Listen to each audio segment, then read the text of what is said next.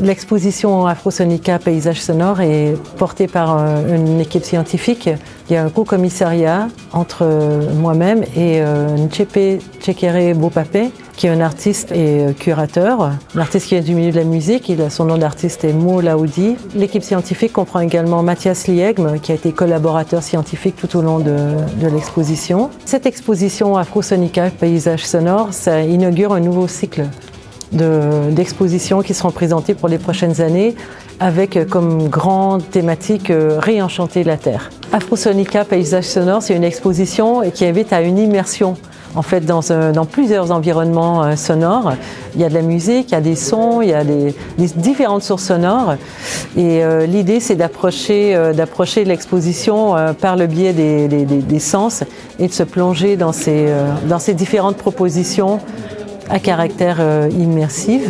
Le fil rouge de cette exposition, c'est d'explorer les connexions et les liens que la musique et le son permettent de faire, liens avec soi-même, sa propre intimité, son intériorité, des liens avec les gens autour de nous, dans le temps et dans l'espace, des liens avec son environnement, le lieu où on vit et les sonorités qui sont autour de nous, et également explorer les relations qui se tissent et se mettent en place par le son avec des entités surnaturelles, des esprits, des ancêtres, et ainsi de suite. L'exposition prend comme base les collections du musée, les collections d'instruments de musique et les archives sonores. Et ces collections, ces objets, ces sources sonores, ces archives sonores, on a voulu les réévaluer, les remettre en jeu et les remettre en perspective avec la présence de plusieurs artistes. Donc 33 artistes sont impliqués dans cette exposition.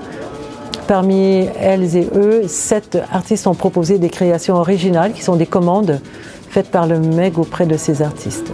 Un des enjeux de cette exposition, c'est de gérer les multiples sources sonores. Il y a 26 thématiques explorées et une trentaine de sources sonores. Ces sources sonores, on a choisi de les diffuser de 3 manières différentes. Il y a 5 espaces fermés, 5 petites pièces fermées.